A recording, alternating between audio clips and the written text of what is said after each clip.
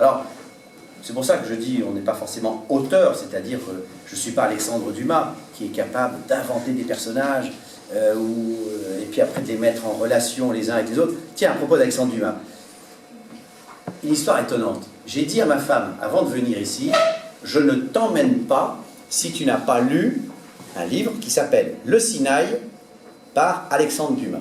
Alors c'est quoi? C'est une petite histoire, un petit livre qui n'est pas épais, qui est épais comme le doigt, qui raconte la traversée, enfin le voyage du Caire jusqu'au mont Sainte-Catherine en 1850. Donc il y a 150 ans à peu près, pas plus. Et c'est incroyable, parce que vous avez soif. Alexandre Dumas, il s'est écrit, vous avez soif, vous avez faim, vous avez mal aux pieds, vous avez mal aux fesses, parce que sur le dromadaire, c'est pas commode. Vous êtes attaqué et tout, c'est incroyable. Et le plus étonnant, c'est que quand vous avez lu Alexandre Dumas sur cette histoire, eh bien, figurez-vous qu'Alexandre Dumas n'y a jamais été. Jamais. Il ne connaît pas l'Égypte. Par contre, il s'est servi des notes de quelqu'un d'autre. Il y a eu un lieutenant, je ne sais pas quel est son nom, qui a fait le voyage, qui a pris des notes, comme moi j'en prends, et puis qui a dit à Alexandre Dumas, tiens, voilà, ça va t'amuser. Et Alexandre Dumas a dû se dire, ça c'est vachement amusant, et hop, il raconte une histoire. Mais comme il a le don de l'écriture, mais vraiment on y est, quoi, c'est dingue. Il n'a jamais mis les pieds en Égypte. Il est resté toujours chez lui à Paris, et il a réinventé l'Égypte à Paris.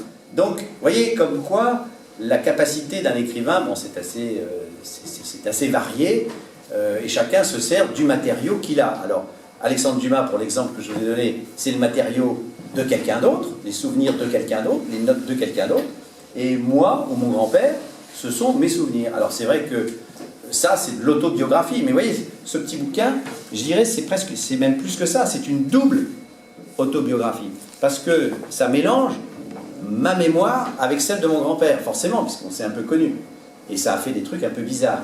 Et mon grand-père, quand lui raconte ses histoires, c'est sa propre autobiographie, avec ses propres dessins, ses propres photos, ses propres souvenirs, et notamment les lettres qu'il a envoyées. Je vous en ai lu un petit bout tout à l'heure, les lettres qu'il a écrites à sa femme ou à son père, et c'est quand même assez drôle, pour la petite histoire, de voir un contrebandier notoire qui était recherché par le gouverneur français, recherché par les Anglais qui l'ont tiré dessus à coups de canon, etc. Je vous passe les détails. Et lui commence ses lettres par « Cher papa ». Ben oui, c'est normal, hein, « Cher papa ». Mais c'est tout juste si la ligne d'après, c'était « On m'a tiré dessus au canon de diamètre 120, de 200 mm, etc. Voilà, j'ai été coffré par les Anglais, mais ils m'ont libéré. » Ça fait un peu bizarre, quoi. Parler des vagues un petit peu. Ah oui, oui, oui. Alors, c'est vrai, vous avez raison.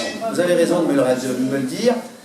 Qu'est-ce qui fait le lien, alors le lien entre, par exemple, mon grand-père et moi, outre le fait d'être, je dirais, son petit-fils et lui mon grand-père, parce qu'à la limite, on n'y peut rien. Eh bien, nous avons en commun, même si on l'apprécie d'une manière différente, la mer. C'est vrai que moi, je ne peux pas vivre si je ne vois pas la mer. J'ai une maison de campagne au bord de la mer. Il faut que j'y sois, parce que de temps en temps, moi, quand je ne me sens pas bien, je vais voir la mer. Et donc, de cette maison de campagne, je vois la mer. Donc, j'ai étudié les vagues. Je les ai peints. Alors, j'ai beaucoup réfléchi, parce que c'est compliqué, les vagues, hein, pour essayer d'en tirer la substantifique moelle. Connaissez-vous ce mot? Substantifique moelle. Est-ce que quelqu'un peut me dire d'où ça vient? J'adore cette terme, substantifique moelle. Eh bien, c'est... Ouais. Ben, je pense de la substance. Oui, oui, oui, oui, tout à fait. Mais qui a inventé ce truc? Tu sais pas? Un moelle scientifique et substantiel. Ah non, substantifique. Substantifique. Eh bien, c'est Rabelais. Vous connaissez Rabelais? Non. Vous connaissez pas Rabelais? Oh, bon, alors, je n'ai pas deviné. C'est pas grave. Rabelais, c'est un auteur français du XVIe siècle. 1500 et quelques. C'est mieux. Et alors, il écrit des trucs délirants, et notamment la substantifique moelle. Ça veut dire le meilleur du meilleur. Vous voyez, quand vous mangez un truc, en vrai, c'est le meilleur. Parce que la moelle, c'est déjà bon. Mais si en plus, vous prenez la substantifique moelle de ce que vous avez, alors là, c'est le nirvana. Donc, moi, j'aime bien les vagues. Et c'est vrai que les vagues, quand on regarde la mer, ça permet d'ouvrir l'horizon de l'imagination. Parce que chacun voit les vagues d'une manière ou d'une autre. Alors mon grand-père, par exemple, la mer, il aimait beaucoup, et lui, c'était pour avoir de la liberté. C'est pour ça, d'ailleurs, que quand j'ai publié, parce que c'est moi qui l'ai fait, hein, je suis son agent littéraire, c'est moi qui m'occupe de son œuvre. Quand j'ai publié certains petits morceaux de son écriture, ça, on a publié ça l'année dernière, j'ai publié ça, Vivre libre. Parce qu'effectivement, c'est l'expression d'une vie libre.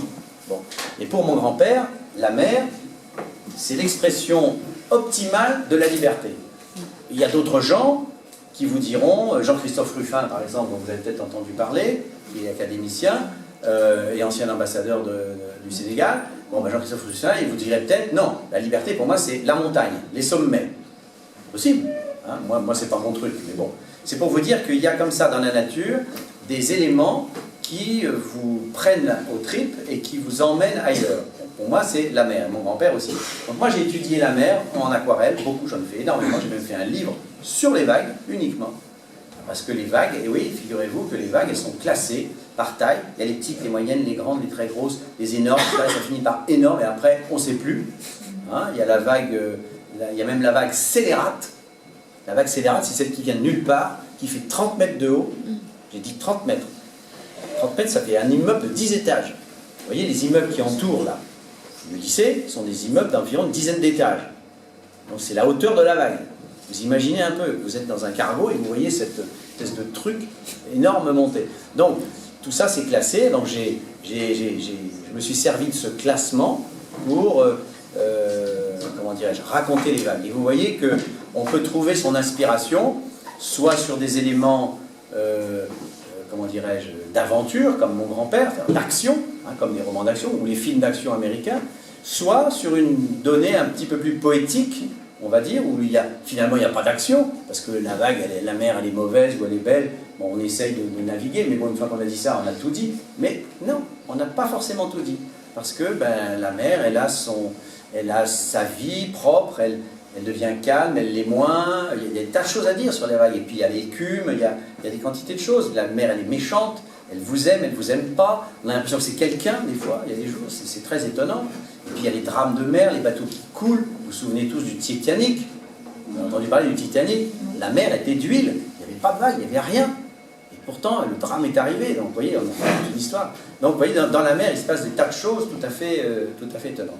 Et pour mon grand-père, lui c'est tout à fait différent. Il a trouvé l'inspiration dans cette liberté, la mer qui lui a permis de faire sa contrebande. Alors c'était vachement bien parce que du coup, comme il pouvait naviguer un petit peu plus vite que les concurrents, il allait un petit peu plus loin, il pouvait échapper un petit peu mieux aux douaniers, etc. etc. Donc je ne vous raconte pas l'histoire de mon grand-père parce que là on en a pour 2 jours. Au moins. Donc vous voyez, un auteur, quel qu'il soit grand ou qu'il soit petit, trouve toujours un moyen de s'exprimer. Et puis, il faut savoir que celui qui se dit auteur, moi, ne croyez pas que je fus génial quand j'étais dans une petite classe. En français, j'avais les plus mauvaises notes. Hein. Oui, il a raconté l'histoire du mouchoir. Oui, j'ai un peu honte de dire ça, mais c'est vrai. Il y avait un exercice de calcul où il s'agissait, donc j'étais petit, je devais avoir 10 ans ou 12 ans, alors, l'histoire du mouchoir. Hein, où on prend un paquet de mouchoirs, on en enlève 3, combien il en reste, sachant que dans le paquet il y en a 12, enfin je ne sais pas trop ce qu'il y avait, puis après on en remet un. Enfin, bref, il s'agissait de faire des additions. Donc moi, je réponds au problème au calcul. Sauf qu'au lieu d'écrire mouchoir, je n'écris pas une seule fois le mot mouchoir de la même manière. C'est-à-dire, je parle d'abord de mouchour, après je parle de mouchoir, après je parle de mouchour, après je parle de... Alors, une fois, j'ai dû mettre mouchoir, peut-être par hasard, un bonheur total. Mes parents étaient consternés en se disant, mais c'est pas possible, quoi. Comment? Alors que c'est le même mot, c'est écrit dans l'énoncé, il n'a qu'à recopier. Il n'est même pas capable de ça, vous voyez? Donc, comme quoi, on peut se rattraper après. Et puis on peut leur faire aussi cette expérience des vagues, tout ça pour vous, c'est-à-dire si eux aussi peuvent fermer les yeux et voir quels souvenirs ils peuvent avoir face aux vagues comme vous avez des souvenirs. Oui. L'avantage par exemple de prendre un élément naturel comme la mer, c'est que ça permet à chacun de se raccrocher sur le souvenir qu'il a lui. C'est-à-dire que mon souvenir de la mer n'est pas le même que le vôtre. Et que chacun d'entre vous. Et peut-être même, il y en a ici parmi vous qui n'ont jamais vu la mer. Ça peut arriver. Moi, je connais en Normandie, là où on va avec ma femme, dans la maison du Cap de la Hague, je connais une dame qui habitait donc au bord de la mer. On est même cerné par la mer. La mer est de 3 côtés, c'est une presqu'île, qui à 20 ans, à plus de 20 ans, n'avait pas vu la mer. Je me suis dit, mais c'est pas possible. Comment c'est? Eh bien non, elle ne l'avait pas vue. Et les paysans qui sont là, ils ne la voient pas. Elle est devant eux, mais ils ont leurs vaches. Eux, ils ne voient que les vaches et les moutons. Ils ne voient pas la mer. C'est dingue. extraordinaire, ça peut exister. Et tout ça pour vous dire que vous, chacun de vos souvenirs de mère peut être l'occasion, je dirais, de développer des souvenirs qui peuvent même remonter très loin. Et vous avez, à ce moment-là, si vous avez envie d'écrire, si ça vous amuse, vous avez quelque chose à dire. Et il ne faut pas hésiter d'ailleurs à prendre des notes dans vos carnets. Alors vous vous dites aujourd'hui, ouais, c'est nul, ce que j'ai noté. Mais non, c'est pas nul. Gardez-le. Gardez-le. Non pas pour entasser des trucs en disant, ouais, c'est sympa, je sais pas quoi. Non, non, gardez-le. Parce que quand vous aurez 20 ans de plus, vous verrez comment vous avez évolué, pourquoi vous avez écrit ça, et ça va vous, comment dirais-je, ça va vous structurer, on va dire. Ça va vous structurer parce que vous comprendrez le cheminement que vous aurez fait. Rien de ce qu'on fait quand on a 15 ou 16 ans, ou 14 ans, rien de ce qu'on fait à cet âge-là n'est indifférent par rapport à ce que vous ferez plus tard. Donc, il faut savoir l'assumer et le noter comme on a envie, même si ça vous paraît un peu bébé ou un peu, je sais pas. C'est aucune importance, aucune importance.